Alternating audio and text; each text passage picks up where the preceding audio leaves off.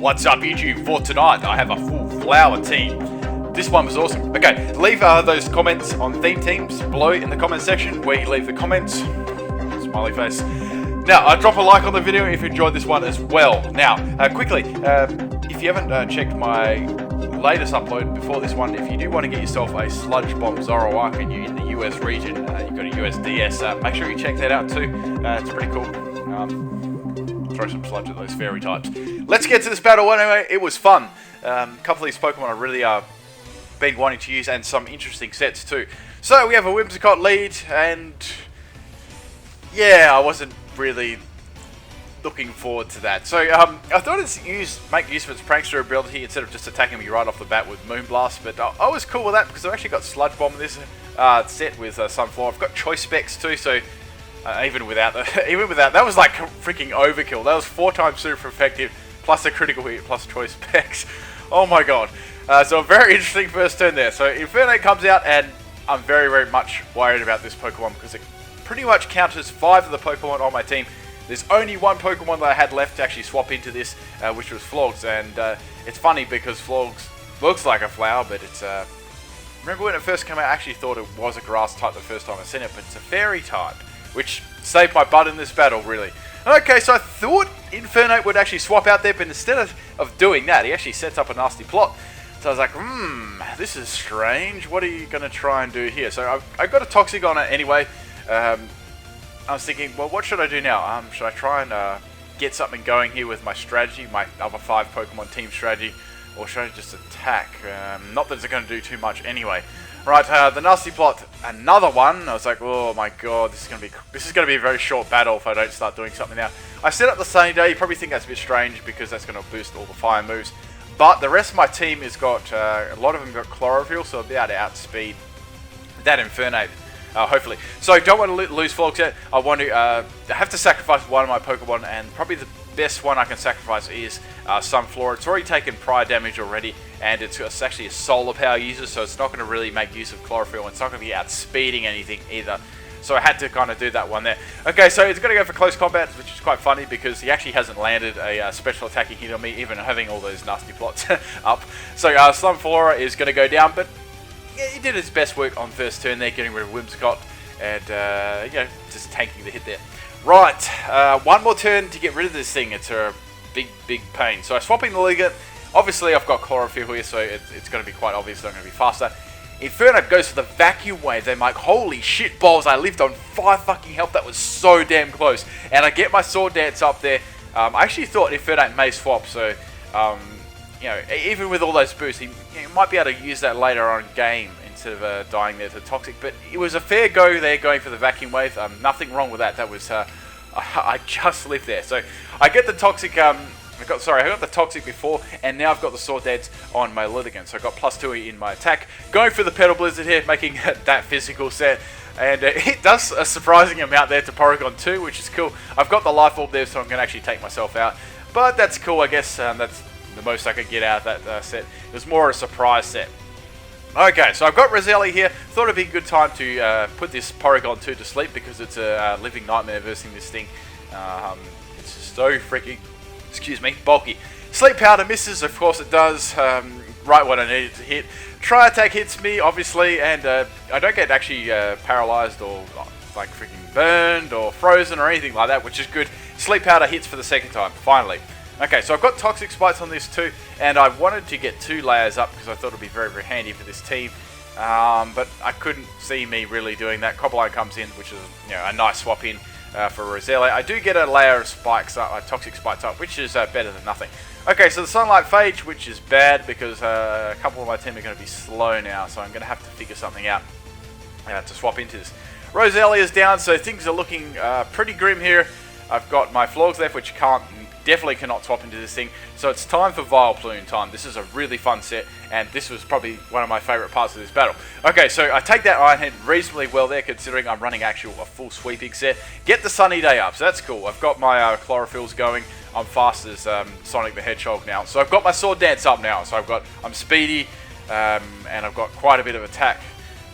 So a second Iron Head there, and I just hang on with 90 health, which is awesome. I've got Drain Punch on this, which is crazy because she actually hits Steel types nearly actually takes it out. So that was amazing. I get a whole bunch of recup from that, which is actually just enough for me to live the next Iron Head. So Cobbleine's in a situation now where it's going to get KO'd, or what is it going to do? What's going to be able to take my Florgs out is probably what they were thinking at this point in the game. So they did swap into their Porygon Zoo, which traces my Chlorophyll. That was a pain.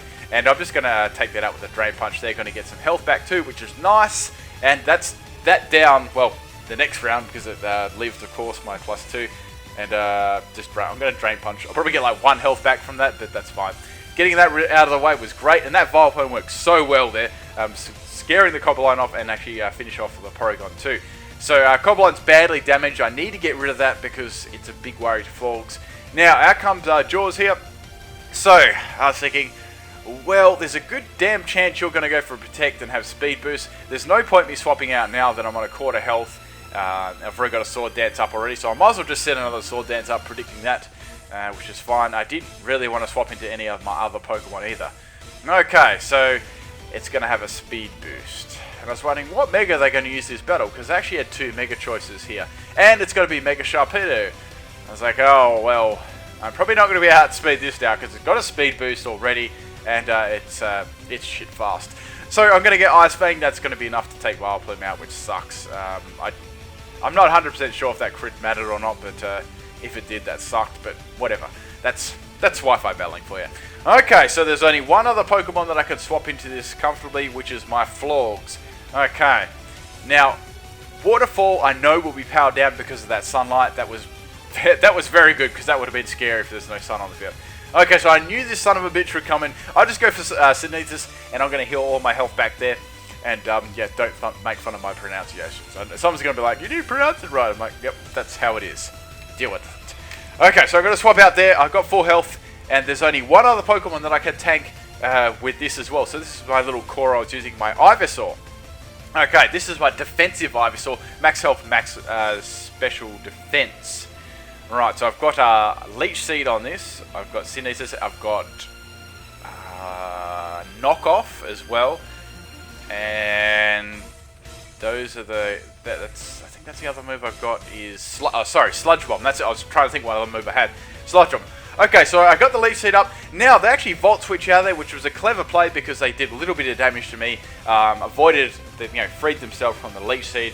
And I knew what was going to come in is going to be the Jaws, because that was the only other Pokemon that I had, thought that they would actually be able to take me out with. So I actually did the double Leech Seed in the row, which was definitely game-changing for me. So I was able to get some Recover Up, and that Toxic is on the Sharpedo as well, so that's going to be very good.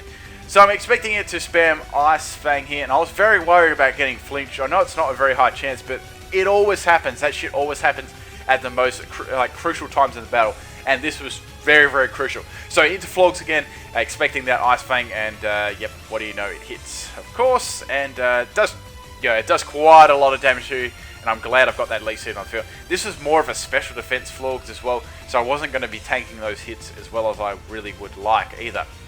Okay, so I nearly went into my Ivysaur there expecting the Waterfall, but I thought, oh, if I make the wrong prediction and they predict that, I'll be in a bit of a bad spot to say the least. So I get Fleeched there by Waterfall. Never saw that one coming, and I'm going to get a little bit of health back there from Leech Seed, which is fine. And that would have been Jord's dead, because I actually had Giga Drain there on my Florgs, which is, interesting little set there. It's something a bit different anyway. It's more suited this team. Okay, so I lived the Ice Fang. They thought I nearly actually swapped into Ivysaur there again, but I thought, no, they're going to predict that one, so I'll stay in. And Florgs ended up actually taking the Mega Sharpedo out with the Giga Drain there. So that was awesome, getting around that thing. Very difficult, though. I thought about those few moves for a very, very long time. Almost counted myself out there on the timer. Okay, so obviously I'm going to finish off like Cobbleine there. That's fine with the Iron Head. So there was one thing I was worried about now was the Iron Head scumbag flinch thing, because I knew they'd try it. I just knew it. So I needed a Leech Seed on the field. That's all I need. Sludge Bomb couldn't hit them. Knockoff probably wouldn't be enough to take it out because I'm not running any attack or anything. So I went for the Leech Seed there. It lands. I don't get flinch or anything, and that's going to give me some health back and take out that Pokemon. So that's good. Now they had one more Pokemon left, and this is where things got really incredibly epic. It was the perspiration on my face, and I was sweating. I was just getting into this battle. So Shrek comes out. So I'm like, woo, it's Shrek. I go for the leech seed there. I needed that one, definitely there, which was interesting. Shrek actually goes for a power-up punch. They're going to get a boost in their attacks. I'm thinking, oh god, I hope this doesn't have ice punch or anything, because I'm gone if that's got ice punch, or if I do leave, I'm going to get free sack. So I just know I can see it coming. I can feel it in my key bones. Anyway, so I got the round of leech seed going, and it's poison. Swampert actually outspeeds me in that turn. I'm like, oh god, it's a speed tie, and that nearly takes me out. I'm like, oh shit, I went for knockoff. I should have gone for Synesis and actually healed myself there, because I thought they might try and continue to power up punch there. It's like, you would go for, if you had an ice punch, you would have gone it straight off the bat. Okay, so this turn was crucial that I actually outsped Shrek. And I just get that healing move off. I could have gone for the sludge bomb there, but just for a little bit of extra damage, but it wouldn't have been worth it. I had to heal myself up there. Okay, Earthquake again from Shrek, and I just take that one very average as well. I've got the leech seed going, and it's still not going to be enough to take the Swampert out, which sucks. So another turn, I've got this is another 50. This is a 50-50 speed, lock here. I outspeed again for the second time, and I get the Synesis. I'm like, yes, this is going to be enough to take out the Swampert. I win the battle. Man, that was really close, because that Swampert could have outsped me both times and taken my Ivysaur out easy. And there was a crit on the last turn. I'm like, oh my god, that was crazy. Oh man, that was some incredible luck going on there. I actually got very lucky, and then winning all the speed ties, and it was quite funny that the Swampert actually got the Earthquake again at the end with the crit. So yeah, Shrek got Shreked, which was very interesting. Hope you guys enjoyed this one. I certainly did. It was the ending especially was it was full of adrenaline, and some of those decisions I had to wait a very long time in between turns, just thinking about the swapping and what the other opponent would be thinking and stuff. But anyway, hope you guys enjoyed this one. Peace out.